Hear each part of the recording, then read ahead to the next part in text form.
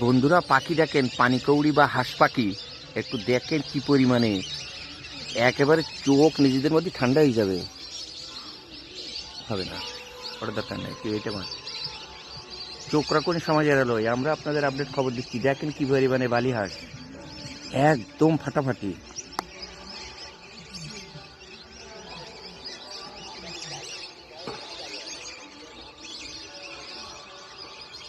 বালি হাঁস ভর্তি কিন্তু একদম ঝাঁকে ঝাঁকে। এটা কিন্তু সংরক্ষিত এলাকা।